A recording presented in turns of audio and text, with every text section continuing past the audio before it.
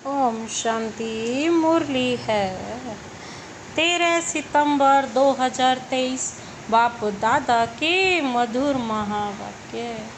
मीठे बच्चे, तुम्हारा किसी से भी वैर नहीं होना चाहिए, क्योंकि तुम हो सबके कल्याणकारी। वैर रखने वाले को हाफ कास्ट ब्राह्मण कहेंगे। तुम्हारा किसी से भी वैर नहीं होना चाहिए, क्योंकि तुम हो सबके कल्याणकारी। वैर रखने वाले को हाफ कास्ट ब्राह्मण कहेंगे। आज का प्रश्न है, कौन सी स्मृति बुद्धि में सदा रहे तो निर्भय बन जाएंगे। कौन सी स्मृति बुद्धि में सदा रहे तो निर्भय बन जाएंगे। बाबा ने उत्तर दिया, सदा स्मृति में रहे कि हम सच खंड के मालिक देवी देवता बन रहे हैं। शरीर को कोई मारता भी है, लेकिन आत्मा को मार नहीं सकता। गोली शरीर को लगती है, मैं आत्मा तो जा रही हूँ बाबा के पास। हमको क्या डर है, हम बैठे हैं, छत गिर जाती है, हम बाबा के पास चले जाएंगे। इसमें डरने की कोई बात नहीं, ऐसा निर्भय बनना है। आज का गीत है, माता ओ माता, तू है इस जग की भाग्य विधाता। ओम शांति। बच्चों ने जगत अम्बा की महिमा सुनी। अब मनुष्य तो सिर्फ गाते रहते हैं। जगत अम्बा के मेले लग रहे हैं। यह फिर है संगम, बच्चों का बाप के साथ मेला।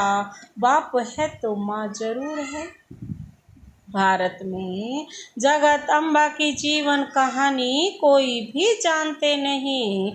जगत को रचने वाली अर्थात जगत अम्बा के मंदिर भी हैं। अभी तुम बच्चों को समझ मिली है, ज्ञान का तीसरा नेत्र मिला है। अभी तुम बच्चे जानते हो, जिसका यादगार बना हुआ है, वह जरूर सृष्टि के संगम पर आए होंगे। इनको जगत अम्बा कहा जाता है। जगत पिता प्रजापिता भी है ना। इस बेहद ड्रामा का आदि मध्य अंत क्या है और मुख्य एक्टर्स कौन से हैं, यह कोई नहीं जानते। हीरो हीरोइन भी एक्टर होते हैं ना, सिर्फ दो नहीं होंगे, जरूर उनकी सेना होगी। जगत अम्बा की भी सेना होगी। उनको शक्तियाँ भी कहा जाता है। शक्ति सेना नामी ग्रामी है।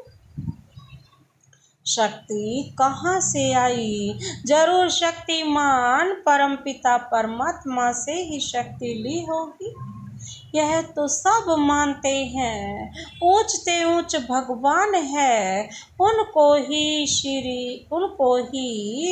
सत श्री अकाल कहते। अकाली जो होते हैं, वह निराकार को मानने वाले होते हैं। सिख ग्रंथी गुरु नानक को मानते हैं, कहते हैं गुरु नानक देव है। उनको जो पीढ़ी होती है, उनको 10 बादशाहों के नाम भी भिन्न भिन्न हैं। कोई का सिंह, कोई का दास, कोई का चंद भी नाम होगा। सबके नाम भिन्न भिन्न हैं। और जो अकाली है, वह अकाल मूरत को मानते हैं। सत श्री अकाल, यह किसकी महिमा की? परम पिता परमात्मा की। तो सिद्ध करते हैं, सत सिर्फ एक श्री श्री अकाल मूरत परमात्मा ही है। तुम कह सकते हो सत श्री अकाल, तुम उनको जानते हो, वह सिर्फ अक्षर कह देते, अर्थ कुछ भी नहीं जानते। तुम तो जानते हो सत श्री अकाल को। उनकी बायोग्राफी को भी तुम जानते हो। विचार सागर मंथन भी तुम बच्चों को करना है। बाप तो ज्ञान का सागर है, उसने कलश माताओं को दिया है। यह है बड़ी मम्मा और फिर तुम अनेक माताएं हो। जगत अम्बा की अनेक बच्चियां और बच्चे हैं। यह जगत अम्बा है, फिर पिता भी जरूर है।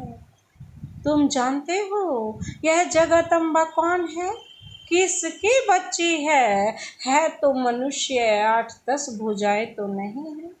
इतनी भुजाएं क्यों दी हैं यह किसको पता नहीं।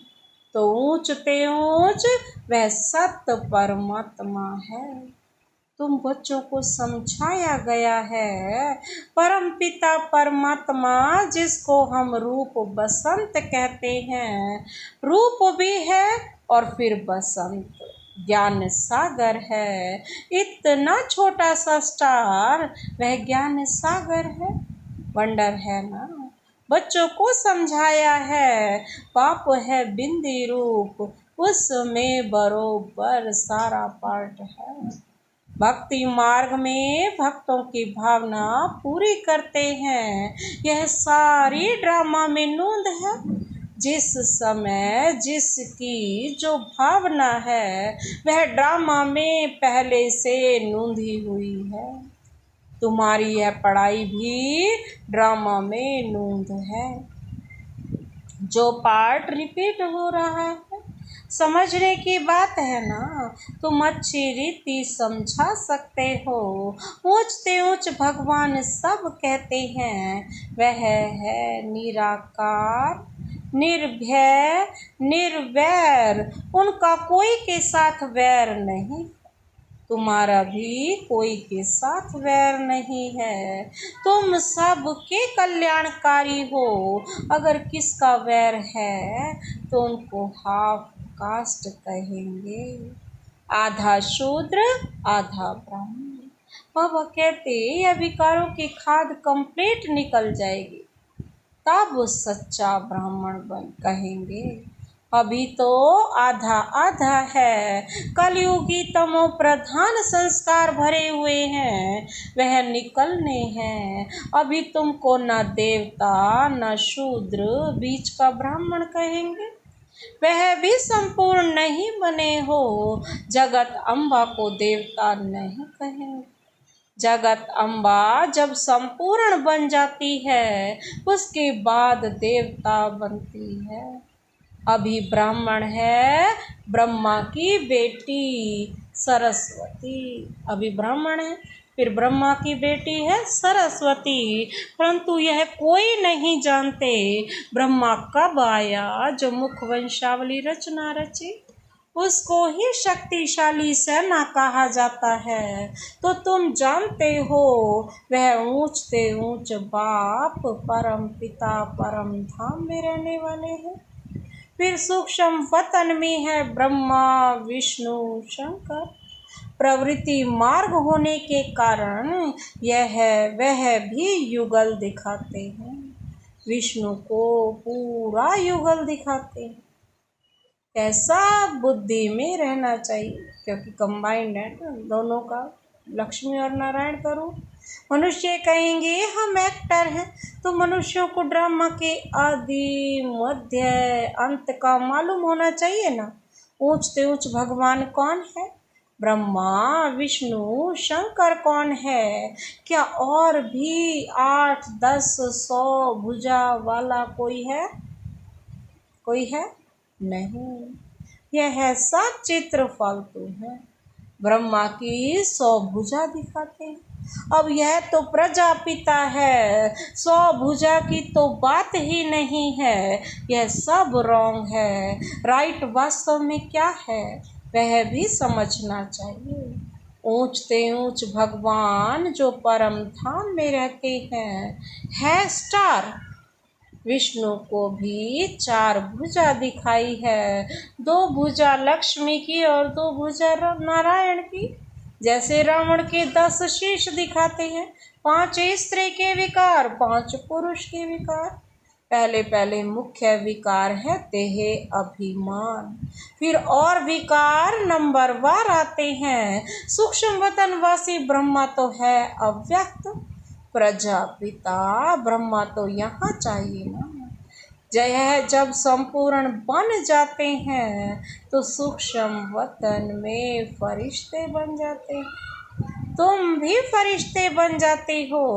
वहाँ तुम्हारा शरीर हड्डी मांस का नहीं होता है, उनको फरिश्ता कहा जाता है। ब्रह्मा तो प्रजापिता यहाँ है, फिर विष्णु 2 रूप से पालना करेंगे। शंकर तो है सूक्ष्म वतन में। यह बड़ी समझने की बातें हैं। इतनी दूरादेशी बुद्धि कोई की है नहीं। तुम्हारी बुद्धि एकदम मूल वतन सूक्ष्म वतन तक चली गई है।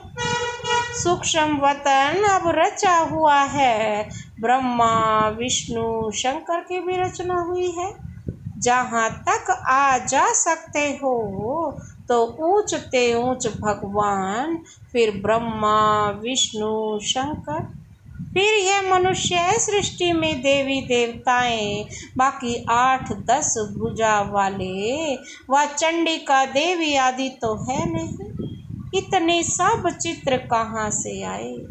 तुम्हारे पास कोई हथियार हो थोड़े ही है। यह सब हिंसक हथियार बैठ बनाए हैं। देवता तो होते हैं डबल अहिंसक। सूक्ष्म वतन में कोई हथियार आदि होते नहीं। चित्रों में कितने हथियार दिए हैं। इसको कहा जाता है गुड़ियों की पूजा। ऑक्यूपेशन को कोई जानते नहीं। बाबा आकर ब्रह्मा द्वारा नई रचना रचते हैं तो खुद बड़ा हो गया ना, नई रचना रची। तुम तो उनकी संतान, पोतरे पोत्रियां। समझने वाले समझते भी हैं, परंतु फिर यह नहीं समझते कि सबकी मौत होनी है। अभी भी कितने मरते रहते। अखबारों आदि में कोई दिखलाते थोड़े ही हैं, नहीं तो नाम बदनाम हो जाए। भूख बहुत मरते हैं, एक समय मुश्किल से 2 रोटी मिलती है। तुम बच्चे जान गए हो सतयुग में लक्ष्मी नारायण का राज्य चलता है। 2 भुजा वाले ही मनुष्य हैं, बाकी सतयुग में कोई 8-10 भुजा वाली देवियां नहीं होती हैं।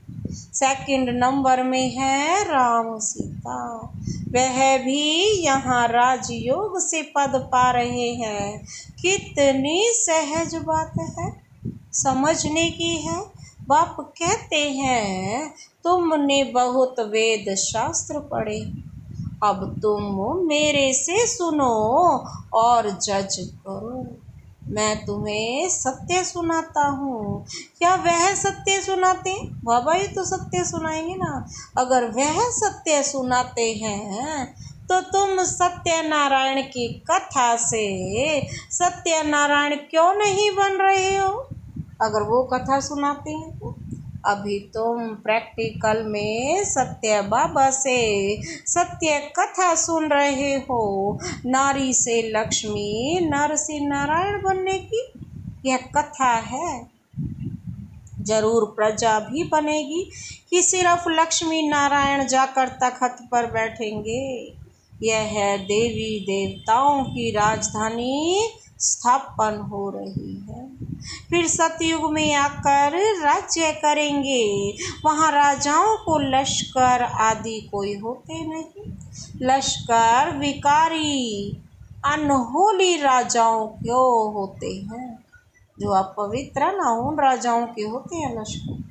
वह तो है होली राजाएं। सतयुग को होली लैंड कहा जाता है, पवित्र धरनी। इनको अनहोली लैंड कहते हैं। बहुत पुराने पतित हो गए हैं, नए को पुराना बनना ही है। शरीर भी पहले नया फिर पुराना होता है। यह तो बुद्धि में बैठना चाहिए ना। मनुष्य होते हुए भी ड्रामा के आदि मध्यांत को नहीं जानते। तुम जानते हो ऊंचते ऊंच शिव बाबा मूल वतन में रहते हैं। उसको निराकारी दुनिया कहा जाता है। आत्माएं बिंदिया भी वहाँ रहती है, परंतु बिंदी रूप ही दे तो कोई समझ कैसे सके। बिंदी की पूजा कैसे करेंगे अगर शिवलिंग को पूजा बिंदी रूप दिखा दिया? तिलक कैसे लगाएं? बाबा अमरनाथ पर भी गए हुए हैं ब्रह्मा बाबा। बाबा सारा देख कर आए थे कि कैसे शिवलिंग बनाते हैं। कहते हैं वहाँ पार्वती को शंकर ने कथा सुनाई। अब पार्वती ने किस दुर्गति को पाया था जो उनको बैठ कथा सुनाई? वास्तव में तुम सब पार्वतियां हो। तुम जन्म मरण में आते हो और सदगति को पाने के लिए कथा सुन रहे हो। तो वहाँ पूछा शिवलिंग कहाँ है? तो बोला शिवलिंग तो आप ही निकल आता है। अरे यह कैसे होगा? वहाँ कबूतर भी दिखाते हैं। कबूतर पिजन बात करना कभी सीखते नहीं। कबूतर सीखते हैं कोई बात करना? तोते सीखते हैं, तोतों को बात करना सिखलाते हैं। तो वह बोलते हैं कंठी पड़ जाती है। तुम ज्ञान की कंठी पहनते हो। तो बाबा ने समझाया है ऊंचते ऊंच तो है शिव बाबा, फिर ब्रह्मा विष्णु शंकर। प्रवृत्ति मार्ग दिखाने लिए विष्णु को 4 भुजाएं दिखाते हैं। यहाँ मनुष्य सृष्टि में ऊंचते ऊंच लक्ष्मी नारायण और उनकी राजधानी, फिर राम सीता की डिनाइस्टी। यह होली डिनाइस्टी पूरी होती है, फिर रावण राज्य शुरू होता है, फिर सबको पतित बनना ही है। बाकी हाँ, पिछाड़ी में जो नई आत्माएं आती हैं उनका कुछ प्रभाव निकलता है। किसका सतो प्रधानता का, किसका रजो तमो का पार्ट है, यह बेहद का ड्रामा है। मनुष्य तो मनुष्य ही है, बाकी सब गुड़ियों की पूजा तुम एक्टर्स हो ना। अभी तुम मनुष्य से देवता बन रहे हो। पढ़ाई से मनुष्य कितना उच्च पद पाते हैं, यह भी पढ़ाई है जिससे तुम राज्य पद पाते हो। ऐसी पढ़ाई कोई होती नहीं। वह प्रिंस प्रिंसेस तो प्रारब्ध ले आते हैं, तुम यहाँ प्रारब्ध बना रहे हो। भविष्य सतयुग के लिए कितनी ऊंच और फिर सहज नॉलेज है। सेकंड में जीवन मुक्ति। हम बेहद बाप के बच्चे हैं। ईश्वरीय गोद में बैठे हैं। ईश्वरीय गोद कौन छोड़ेंगे? कोई छोड़ेगा ईश्वरीय गोद? तो इस ड्रामा के आदि मध्य अंत को समझना है। बाप तो यथार्थ रीति बैठ समझाते हैं। जो मनुष्य सृष्टि का बीज रूप गाया जाता है, सत्य चित्त आनंद स्वरूप कहा जाता है। जरूर जब आएंगे तब तो वर्षा देंगे ना। तुम सच खंड के मालिक देवी देवता बनते हो। कोई डर की बात नहीं है। यहाँ तो कितना डर रहता है। कोई चढ़ाई ना करे, तुमको तो बिल्कुल निर्भय रहना है। शरीर को कोई मारता है, आत्मा को थोड़े ही मार सकता है। आत्मा तो अजर हमारा विनाशी है। तो जो डरना चाहिए, निर्भय होने की बड़ी समझ चाहिए। बाप भी निर्भय तो बच्चे भी निर्भय। गोली शरीर को लगती है, मैं आत्मा तो जा रहा हूँ बाबा के पास। हमको क्या डर है? हम बैठे हैं, छत गिर जाती है, हम बाबा के पास चले जाएंगे। निर्भय होने में टाइम लगता है। तुम तो जगदम्बा के बच्चे, शिव शक्ति सेना, एक की तो महिमा नहीं है ना। तुम भी साथ हो। यह कमांडर है, तुमको रूहानी ड्रिल सिखलाता हैं। बाबा कहते तुम उनके बच्चे हो, तुम हो लक्की सितारे।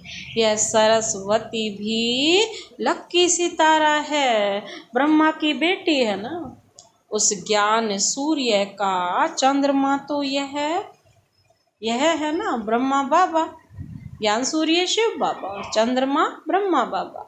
परंतु यह मेल होने के कारण माता पर कलश रखा जाता है।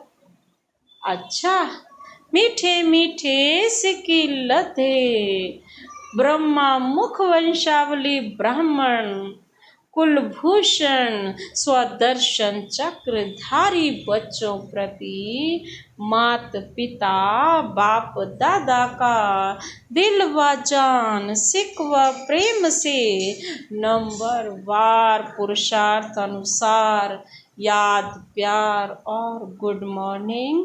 रूहानी बाप की रूहानी बच्चों को नमस्ते। हम रूहानी बच्चों की रूहानी बाप दादा को नमस्ते नमस्ते, गुड मॉर्निंग। शुक्रिया बाबा, शुक्रिया। धारणा के लिए मुख्य सार है, पहला पॉइंट है कलयुगी तमो प्रधान संस्कारों को निकाल सच्चा ब्राह्मण बनना है, किसी से भी वैर नहीं रखना है। कलयुगी तमो प्रधान संस्कारों को निकाल सच्चा ब्राह्मण बनना है, किसी से भी वैर नहीं रखना है। दूसरा पॉइंट है निर्भय बनने के लिए आत्म अभिमानी रहने का अभ्यास करना है। हम शिव शक्ति सेना है, हमें तो सच खंड का मालिक बनना है, इसी नशे में रहना है। निर्भय बनने के लिए आत्म अभिमानी रहने का अभ्यास करना है। हम शिव शक्ति सेना है, हमें तो सच खंड का मालिक बनना है, इसी नशे में रहना है। आज का वरदान है कलयुगी वायुमंडल में रहते हुए उसके वाइब्रेशन से सेफ रहने वाले स्वराज्य अधिकारी भव। कलयुगी वायुमंडल में रहते हुए उसके वाइब्रेशन से सेफ रहने वाले स्वराज्य अधिकारी भव। स्वराज्य अधिकारी उसे कहा जाता जिसे कोई भी कर्मेंद्रियां अपनी तरफ आकर्षित ना करें, सदा एक बाप की तरफ आकर्षित रहे, किसी भी व्यक्ति व वस्तु की तरफ आकर्षण ना जाए। ऐसे राज्य अधिकारी ही तपस्वी हैं, वही हंस बगुलों के कलयुगी वायुमंडल में रहते हुए सदा सेफ रहते हैं। जरा भी दुनिया के वाइब्रेशन उन्हें आकर्षित नहीं करते, सब कंप्लेंट समाप्त हो जाती है। आज का स्लोगन है बुरे को अच्छे में बदल देना ही ऊंच ब्राह्मणों की श्रेष्ठ शक्ति है। बुरे को अच्छे में बदल देना ही ऊंच ब्राह्मणों की श्रेष्ठ शक्ति है। अच्छा, ओम शांति।